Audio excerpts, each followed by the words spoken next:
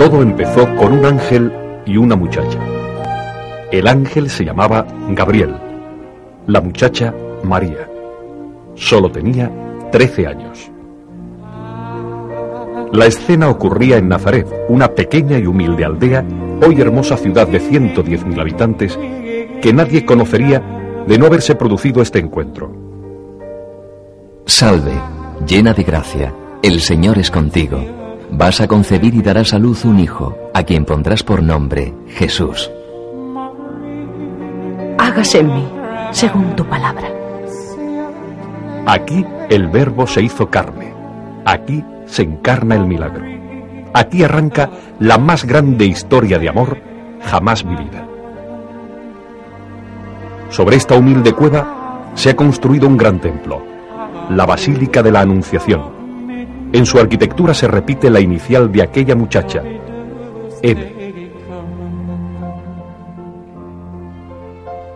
La cúpula semeja un lirio invertido. En las paredes aparecen mosaicos con advocaciones de la Virgen en el mundo entero.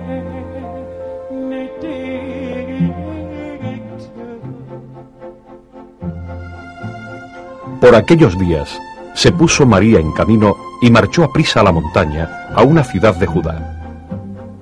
Ain Karen, a pocos kilómetros de Jerusalén, es una aldea que apenas si mancha de blanco la verde cabecera de un valle. Bendita tú entre las mujeres, y bendito el fruto de tu vientre. En el abrazo estrecho de júbilos y sorpresas, nace el canto sublime de humildad y realeza. Proclama mi alma la grandeza del Señor.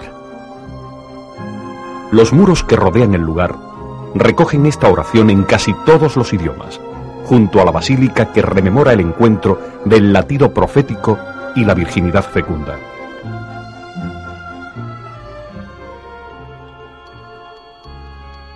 Por aquellos días se promulgó un edicto de César Augusto para que se empadronara todo el mundo. José subió también desde la ciudad de Nazaret a la ciudad de David, que se llama Belén, para empadronarse con María, su esposa, que estaba encinta. ¡Qué viaje de alegrías y zozobras! ¡Qué camino de esperanzas! Para entrar en la basílica, que conmemora el nacimiento de Jesús, hay que achicarse. Su único acceso es una puerta de poco más de 1 metro de altura que se tapió para evitar las invasiones a caballo. Hoy podría ser todo un símbolo. Solo con humildad se puede entrar en la cueva de Belén. Cuando hayamos traspasado su umbral, la Navidad será una fiesta distinta para el peregrino durante toda su vida. En este sagrado recinto celebran sus cultos los diferentes credos cristianos. Las imágenes corresponden a la misa parroquial de los franciscanos y a una celebración armenia en el interior de la gruta. Estando allí, se cumplieron los días del parto y dio a luz a su hijo, lo envolvió en pañales y lo reclinó en un pesebre. La estrella indica el lugar. Aquí nació el Hijo de Dios, un Dios hecho niño, indefenso, pobre. Su trono, un humilde pesebre.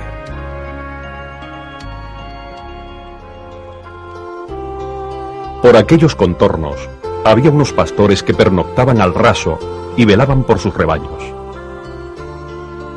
Un ángel del Señor se les apareció y les dijo: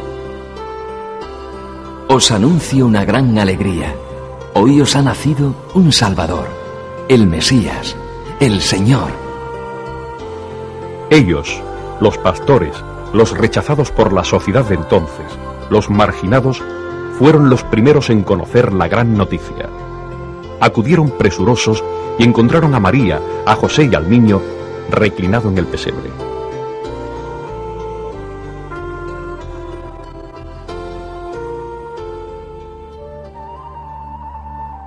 Otra vez Nazaret.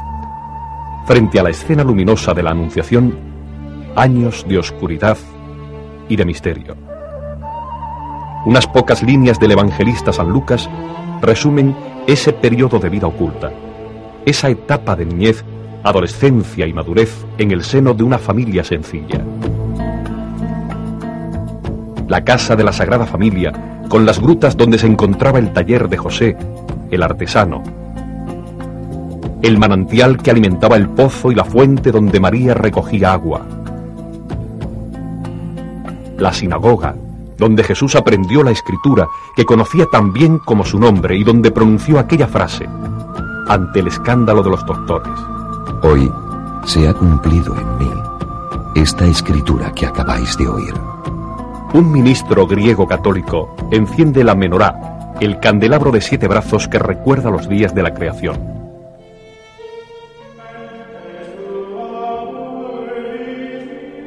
Entonces llegó Jesús desde Galilea al Jordán para ser bautizado por Juan. Los peregrinos experimentan una emoción especial al ser bautizados o rebautizados con estas aguas purificadoras que se derramaron un día sobre aquel que no tenía sombra de mancha, pero asumía la culpa de toda la humanidad para lavarla con su obra de redención. Y una voz del cielo decía: Este es mi Hijo amado, en quien me he complacido. Juan, el Bautista, había anunciado la venida del Mesías en su predicación por el desierto de Judea. El desierto, un gran protagonista en los libros sagrados.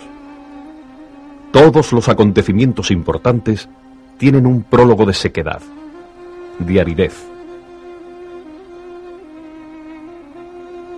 El de Judea es ondulado y cambiante. Se tiñe con las lluvias de una pincelada verdosa para revestirse de ocres más profundos hasta tornarse agresivo con violencia de tierras calcinadas. A veces, aprovechando accidentes como este hachazo de la erosión, aparecen huellas de vida y de oración. El monasterio de San Jorge de los cristianos ortodoxos griegos pone un toque pintoresco a la aridez adusta y descarnada. Aquí se refugió San Joaquín, el padre de María, y recibió la noticia de un ángel anunciándole la fecundidad de Santa Ana, su esposa. En este escenario hostil, después de haber ayunado 40 días con sus noches, se desarrolla ese insólito pasaje evangélico de las tentaciones de Jesús. El diablo le ofrece un camino fácil para una brillante obra de redención sin cruz. ¡Apártate de mí, Satanás! Con el brumoso telón de fondo del Mar Muerto, la depresión más profunda de la geografía universal, a 400 metros bajo el nivel del Mediterráneo, aparecen los restos de Qumran. Estas ruinas son del monasterio donde los esenios transcribían en pieles de cordero las sagradas escrituras. Los manuscritos del Mar Muerto, que se encontraron accidentalmente en el año 1947, estaban protegidos en vasijas de barro y depositados en cuevas para evitar su destrucción. Hoy día son documentos de vital importancia para los estudios bíblicos.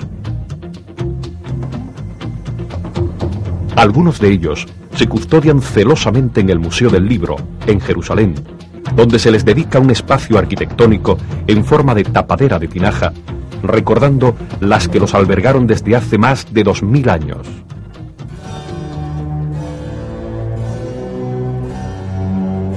Caná de Galilea. La vida pública de Jesús comienza con una fiesta. Él trae un vino mejor, no un recipiente de tristezas. Las parejas de peregrinos sienten la emoción de renovar sus compromisos matrimoniales, recordando aquella boda que tuvo 2 testigos excepcionales, Jesús y María. Haced lo que Él os diga. Llenad de agua las tinajas. Esta es contemporánea de aquellas que sirvieron para el primer milagro de Jesús.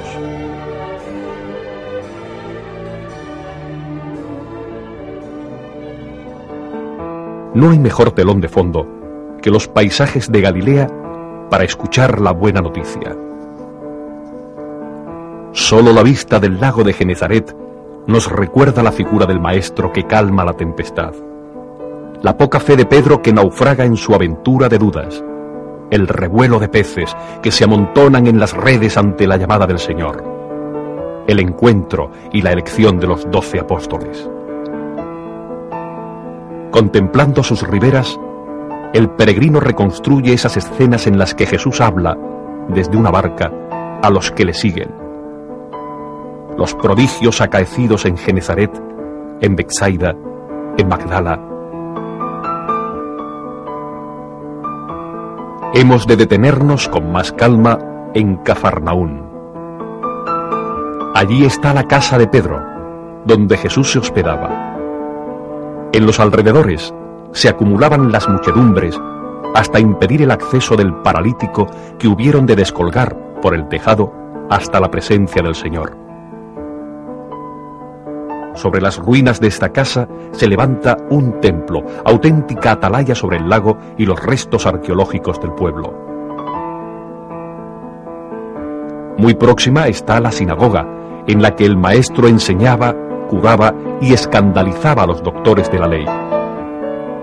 Allí hace la promesa y el anuncio de la Eucaristía.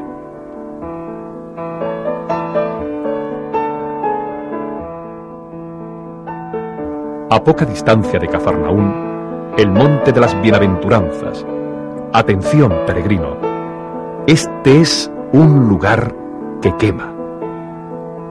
Aquí expone Jesús de Nazaret sus 8 locuras.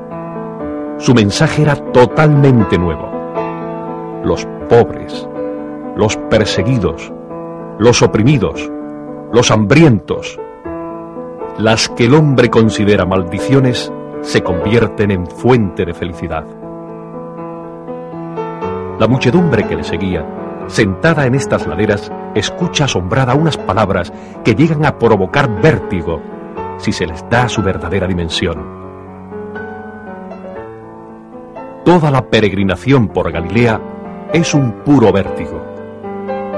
Estamos en la misma tierra que pisó Jesús, en la misma atmósfera donde cuenta la parábola del buen pastor. Nos pide que seamos sal y luz. Compara el reino de los cielos con el grano de mostaza o con la semilla que esparce el sembrador. El trigo, la cizaña, el tesoro escondido, la oveja perdida, el hijo pródigo, los obreros de la viña. Estamos en el escenario de los milagros, donde el Redentor se acerca al dolor y a las necesidades humanas. En este lugar multiplicó los panes y los peces para dar de comer a la muchedumbre que le seguía. Los que comieron eran como unos 5.000 hombres, sin contar mujeres y niños. El Valle de las Palomas, un camino muchas veces recorrido por Jesús y los suyos, cae sobre Magdala. Allí se encendió el gran amor de una de las mujeres que le acompañarían al pie de la cruz. Por estos parajes nos encontramos con el criado del centurión, la hija de Jairo, la cananea que toca la orla de su túnica, la viuda de Naín,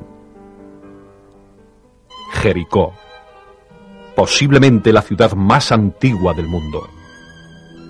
Los estudios arqueológicos muestran una civilización tras otra en un torbellino de culturas y devastaciones, guerras y renaceres. Subido al sicomoro está Zaqueo, el hombre de pequeña estatura al que la visita de Jesús va a dotar de un corazón grande. Desde hoy mismo doy la mitad de mis bienes a los pobres. En el camino de salida de la ciudad, el ciego Bartimeo recobraba la vista.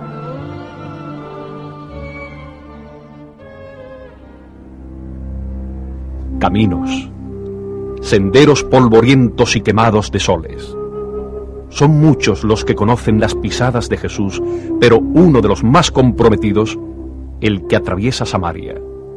un territorio hostil, una mezcla de sangres y religiones.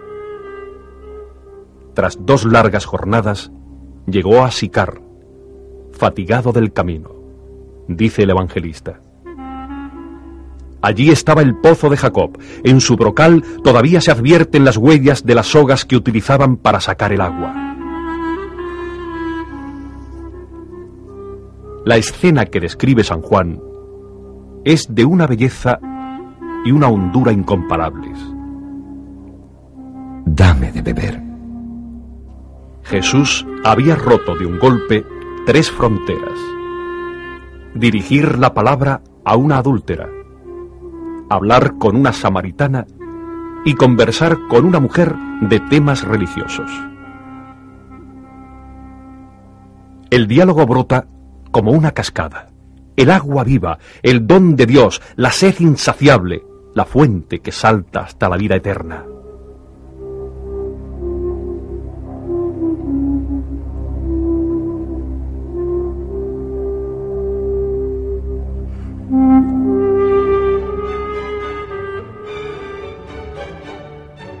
En un extremo de la llanura de Esdrelón se levanta imponente y solitario el monte Tabor. Aquí, según las más antiguas tradiciones, tuvo lugar ese episodio impresionante de la transfiguración. Jesús escoge a los mismos 3 discípulos que presenciarían su agonía en Getsemaní.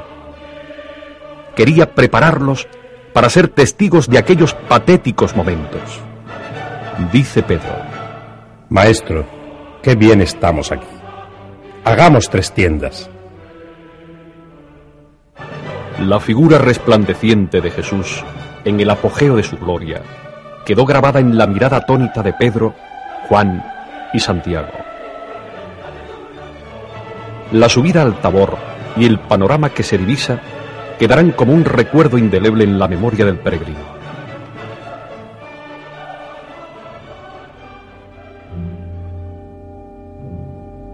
Si el Tabor es signo de lo extraordinario, Betania lo es de lo cotidiano.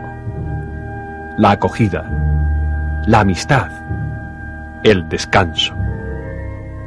Allí vivía una familia, amiga del Nazareno, de la que conocemos 3 personas: Marta, María y Lázaro. Su casa era remanso de paz y descanso para Jesús en sus muchas visitas a Jerusalén.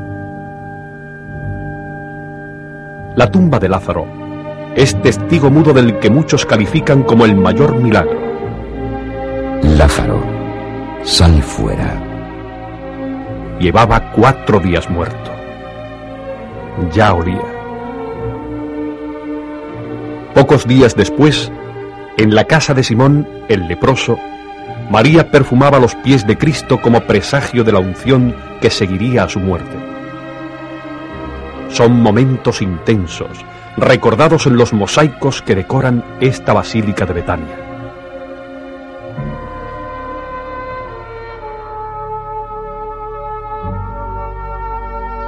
Desde Betania, después de una subida, se llega a la cumbre del Monte de los Olivos. La ciudad santa aparece ante nuestra vista con su apretada historia, contenida en la muralla de 8 puertas. Estamos como en un inmenso anfiteatro que contempla durante siglos la faz enigmática y cautivadora de la ciudad, tantas veces destruida y reconstruida. El latido de nuestra peregrinación por Tierra Santa se acelera al pisar estas piedras que tanto saben del corazón de Cristo.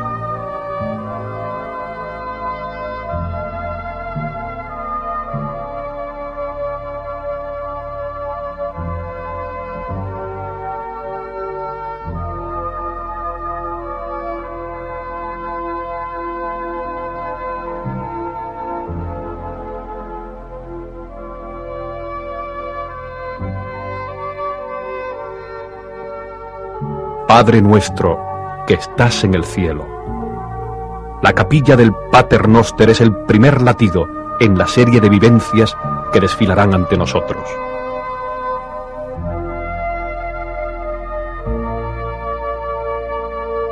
En esta gruta, Jesús nos enseña a orar. Desde aquel momento, la relación entre Dios y los hombres ya no sería igual. De pronto Dios se convertía en Padre. La historia de la humanidad había dado un giro. Las paredes de este recinto se decoran con azulejos que transcriben la oración que Cristo nos enseñó en todos los idiomas del mundo.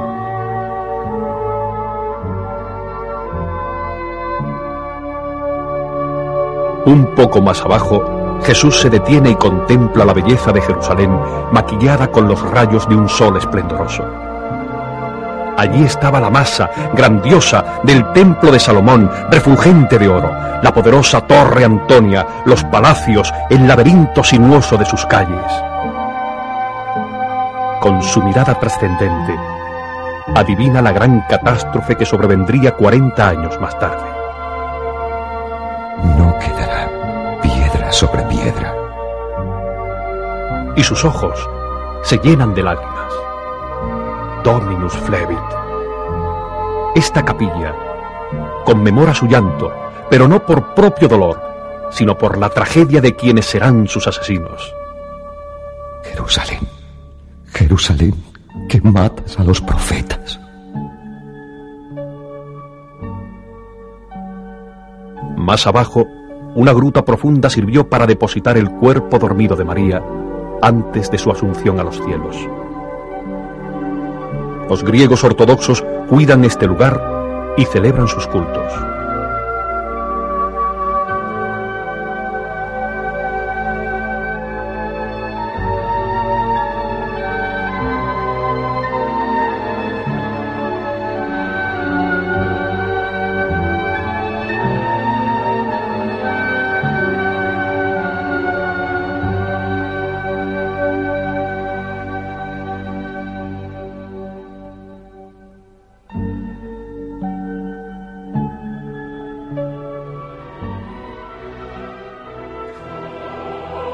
En la falda del monte, el huerto de Getsemaní, del molino de aceite. Solo contemplar su umbral hace que nos encontremos inmersos en uno de los misterios más profundos de nuestra fe. Hay una gruta excavada en la roca, hoy capilla de oración, donde Jesús se cobijó con sus discípulos en aquella noche. Quedaos aquí, mientras yo voy a orar. Se apartó como a un tiro de piedra, llevándose a Pedro, Santiago y Juan, los tres que presenciaron su transfiguración. Estos olivos centenarios son retoños medievales de aquellos que contemplaron la agonía de Cristo y el sueño de los apóstoles, incapaces de acompañarle en los momentos de angustia. Sobre la roca donde la tradición ubica esta escena, se levanta la Basílica de la Agonía o de las Naciones. El peregrino se estremece en este lugar, regado por la sangre de un Dios tembloroso, lleno de miedo, que pide ayuda intentando huir del dolor y la muerte. Padre, si es posible, pase de mí este cáliz. El que iba a cambiar el giro de los tiempos tiembla como un niño asustado. Tremenda agonía de Cristo en la soledad de la noche. Y entre estos mismos olivos, agazapado en la oscuridad, se oye el beso de Judas, que restalla en la noche como un latigazo de miseria, de traición humana. La tan esperada hora había llegado.